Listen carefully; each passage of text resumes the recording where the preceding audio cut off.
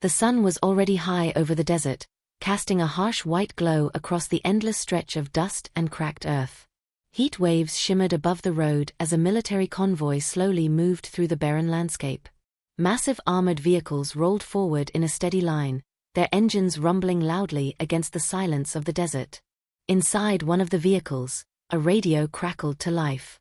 A voice over the comms system calmly announced that the convoy was now exiting the green zone. From this point forward, they would be operating in an area where communication signals were unreliable and enemy activity had been reported before.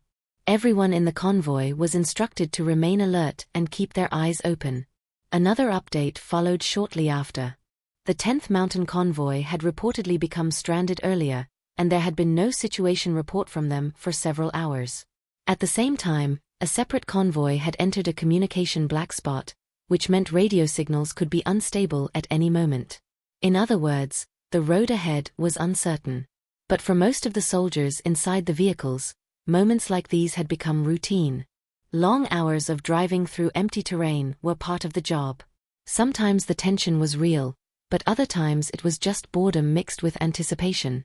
A few vehicles back in the convoy, the quiet atmosphere was suddenly broken by a loud argument. "Who's the idiot responsible for this mess?" One soldier snapped loudly. Another soldier immediately shot back with equal frustration. "Who are you calling an idiot, meathead?" The first soldier leaned against the side of the vehicle, clearly irritated. "Because of this mistake, I lost my entire morning pass. Do you realize that?" The second soldier crossed his arms. "Oh yeah? And what exactly are you planning to do about it?" For a brief moment, the tension between them looked serious. Other soldiers nearby glanced over, expecting the argument to escalate into something worse.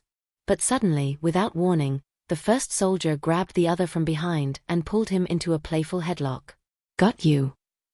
The second soldier struggled dramatically for a moment before bursting into laughter. The tension instantly dissolved as both men started laughing like kids who had just played a prank on everyone watching. A nearby soldier stared at them in confusion. "Wait. Do you two actually know each other?" One of them smirked and shrugged. "Nope," he said jokingly. "Just a coincidence that we both have the same tattoos." The soldiers watching rolled their eyes. A few seconds later, the truth came out. The man he had been arguing with was actually his older brother. The two brothers bumped fists and laughed again, clearly happy to see each other despite the rough environment they were in. Seeing family in a place like this was rare. War zones didn't exactly make room for family reunions. After the brief moment of humor passed, the older brother crouched beside one of the convoy trucks and examined the engine area. "So," he said, glancing at his younger brother, "what exactly happened here?" The younger brother shrugged casually. "I don't know. Something with the radiator again." The older brother sighed and shook his head. "Let me guess. Someone poured stop leak fluid into the cooling system again." The younger brother raised an eyebrow. "How do you already know that?" The older brother wiped his hands on a cloth and began explaining like a teacher giving a science lesson. "It's simple," he said. "According to the laws of thermodynamics, energy doesn't just disappear. Heat has to go somewhere." The nearby soldiers watched with amusement as he continued. "When someone pours stop leak into the radiator system, it clogs the tiny vents that allow heat to escape. When that happens, the heat gets trapped. Pressure builds up inside the system, and eventually the radiator blows out." He tapped the side of the truck. "Which is exactly what happened here." The younger brother leaned against the vehicle, looking unimpressed. "You sound like a science professor." "Maybe," the older brother replied. "But at least I know how these trucks work."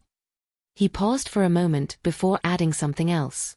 "And I also know who keeps doing this." The younger brother looked away awkwardly. The older brother sighed. "Yeah, that's what I thought." Instead of apologizing, the younger brother simply shrugged again. "Relax. It's just a truck." The older brother stared at him. "Just a truck? This truck is the only thing keeping this convoy moving." The younger brother kicked a small rock across the dirt road. "I didn't join the military to babysit broken vehicles in the desert." His voice carried a hint of frustration now. "We drive these things all day, and they break down every other mile." He looked toward the horizon. "This isn't what I imagined." The older brother leaned against the truck beside him. "What did you imagine?" The younger brother smiled slightly as memories surfaced. "Front lines," he said. "Kicking down doors. Fast roping from helicopters. Real missions." He paused before adding something else. "You remember what we talked about when we were younger?" The older brother thought for a moment. "What?" The younger brother looked straight at him. "Ranger school." The older brother chuckled. "Oh yeah, that." The younger brother nodded. "Ranger assessment and selection program." The name alone carried weight. Becoming an Army Ranger was one of the most difficult paths in the military. Only the toughest soldiers made it through the brutal training and selection process. When they were teenagers, the two brothers had dreamed about it constantly. Back then, everything seemed possible. The older brother scratched the back of his head. "Yeah, well, that ship probably sailed." The younger brother frowned. "Why?" The older brother laughed. "Because Rangers are hardcore. Those guys are built different." He gestured toward himself. "And I'm getting older." The younger brother immediately shook his head. "You're not old." The older brother smirked. "Tell that to my knees." But the younger brother wasn't joking anymore. "You could still do it." The older brother raised an eyebrow. "Really?" "Yeah," the younger brother said confidently. "If you want to be a ranger, you don't need anyone's permission." He paused before adding something more personal. "I always thought we'd do it together." The older brother looked at him carefully. "Together?" "Yeah," the younger brother said quietly. "Just like we promised when we were 18. The older brother laughed. "When we were 18, we also promised to start a thrash metal band." The younger brother laughed too. "Okay, fair point." But then his tone turned serious again.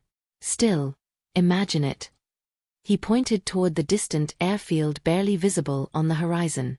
"We earn our Ranger scrolls. We're running across the runway. Helicopters are waiting." He smiled as the image formed in his mind. "And we're the first boots on the ground during a mission." The older brother didn't say anything for a moment.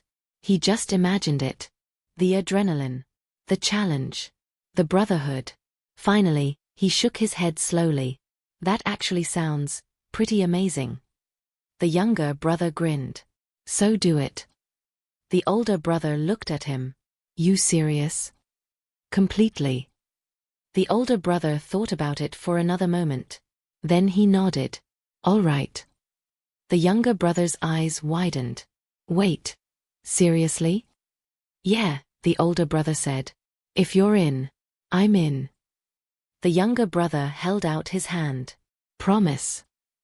The older brother grabbed it firmly. "Promise." For a brief moment, the two brothers stood there smiling like they had just made a life-changing decision.